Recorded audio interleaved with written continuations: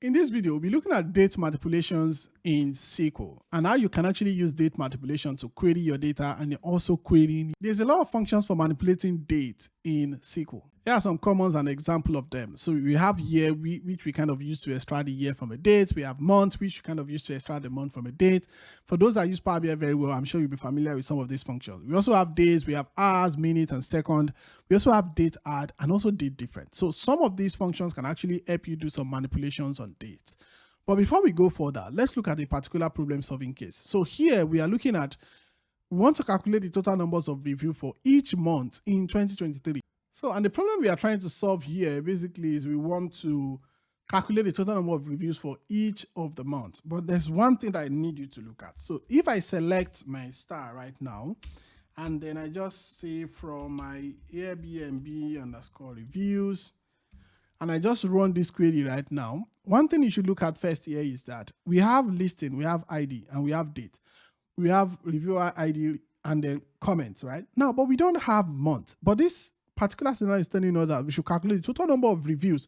How many reviews was done in each month? First of all, we don't have month.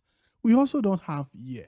The only thing we have here is date. So basically, for us to be able to calculate this, then that means we need to kind of extract month and also year from this our date, which is what we have here. How do we do that?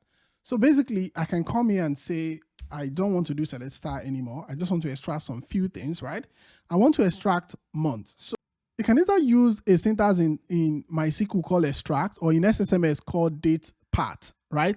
To extract some things from your date, right? So if I type date part here, you will see date part. So the way you use date part is asking you, what do you want to extract from the date, right? I can say I want to extract month, right? By putting month here means I want to extract month, basically. And then I want to extract it from where? From date. So if I just do this now, and then I run this query right now, so let's see what this is going to give us. So I'm just extracting only the month. And right here, you can see that it has extracted all the months for me. It has extracted all the months in the column. It has extracted all the months, right? So let's continue the query. So the next thing we want to basically do is we also want to count all the reviews, which is the total reviews, right? So I'm going to put a comma here and do count, right? Now, this kind of count we are doing a count row. So we're counting everything. So you're going to put a star. Remember the select star is the same thing as count star because you're actually counting everything. And we are giving that a name. We are calling it total. Let's call it total review. Total underscore reviews, right? That's what we are calling that. Then what's the next thing that we are doing? We can actually run this right now and you will see that we have error right now, because the reason why we have error right now is we are grouping by month. Now we need a group by, we actually need a group by to be able to group this by month, right? So if I come here and I just do group by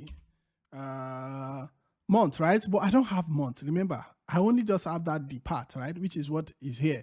So I can copy what I have here exactly and just paste it here.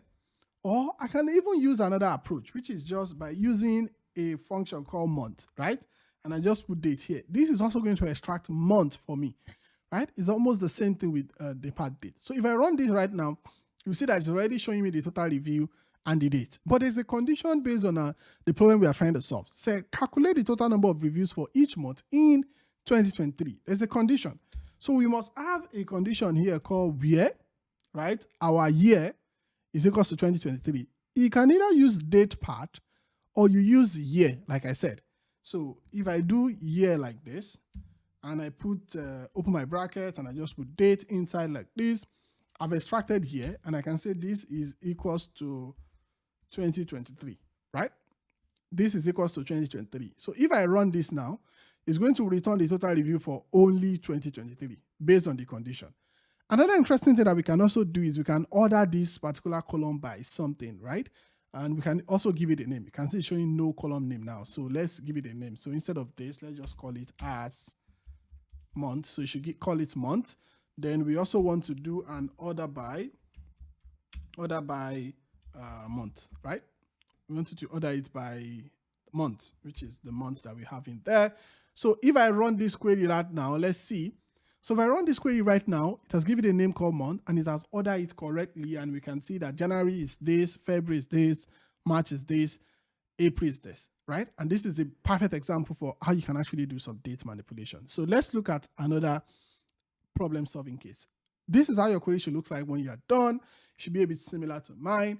And then we are calculating total number of reviews for each month in 2023. Let's look at another problem here. We also want to find the listing that were last review in the first quarter of 2023. So how many listings were last review in the last quarter of 2023? So that's what we are actually doing now. That's the problem we are trying to solve here. So if I jump into my Azure Data Studio, I'm going to kind of copy this and put it here and say this is problem 2 that we are solving under date manipulation, right? Problem 2. And what are we doing? We are finding the listing that were last reviewed in the last quarter of 2023. So I'm going to put that first quarter of 2023, I mean. So now what do I want to do? So I'm still selecting, remember, ID, and then maybe I want to select name, which is the listing, and I also want to select last review. So last review is the date, right? Last review. So I want to select last review from my Airbnb listing table. So from Airbnb underscore listing. So if I run this right now, if I had the condition, you see that we have the ID, we have the name, and we have the date, which shows the last review of each of this listing. So now let's add the condition. The condition says that which one was reviewed in the first quarter of 2023. So I can say where, right? My year, basically, my year, which is the last underscore review, is equals to 2023. Right? And the quarter as well. So if I put quarter like this, so we have a keyword called quarter, but basically quarter does not work for a reason now. So if I put quarter and I put date like this, and I just say, no, not date. So quarter, then last review.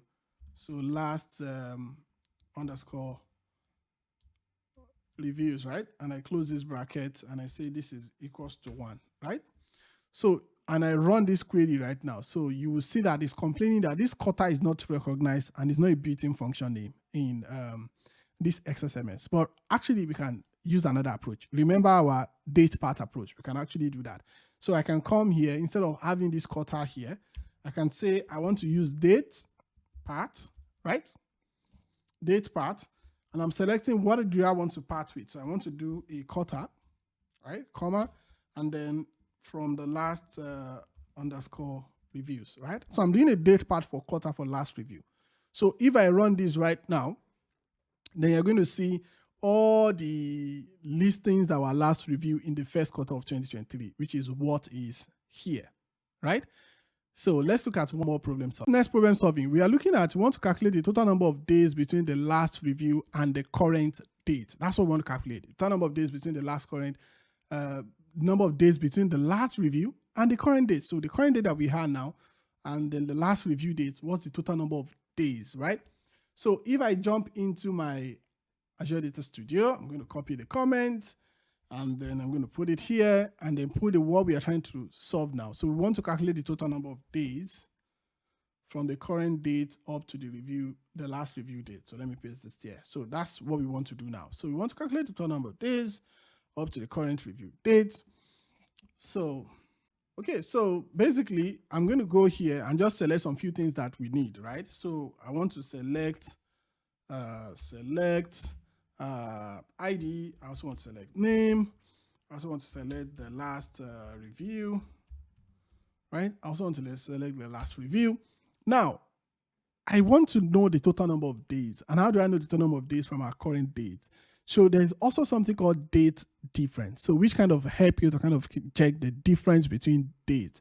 Because I want to know the total number of days from a particular set of dates to another set of dates. So date difference is actually the perfect syntax that you can use there. So if I do date diff, right? Date different, right? So what do you want to check the difference in terms of? Is it in terms of day? Is it in terms of month? Is it in terms of year? That's what you put there. So I want days, right? To know the total number of days. And then I also want to know it based on the last review date. Let's say last review. So that's the last review based on the last review. And I think this doesn't have excess X, right? So based on the last review and then the current date. How do I know the current date? So the best thing I can do is to use a syntax in SSMS called get date, right? Get date. So get date will help me get the recent days, right? To help me get the recent date. And once I get the recent dates for me, then I can now use that to compare with my last review. Then I can give it its name and say as days, maybe since review. So let me just call this days since review, right? Days since review. Now, where am I getting this from? So let's say we are getting it from our Airbnb underscore listings, right? So Airbnb underscore listings. This is where we are getting this this from. So if I run this query right now, let's run this query right now. But I think this is showing error now because I'm adding a column. So you know this is a new column, right? But I didn't put a comma on my review. So I'm going to put a comma here because this is a new column here. And then I also did not type this correctly. Date since review, that's a new column. So I'm selecting ID, name, last review, and also date since review. So if I run this query right now, then it's going to return the ID, the name, the last review, and the days since review. You can see the current date since the last date of review was 389 days, 90 days, 83 days, 255 days, 1,440 days from the current days, right? That's also another problem solving on date manipulation. So once you are done, this is how your query should look like. It should look exactly like mine.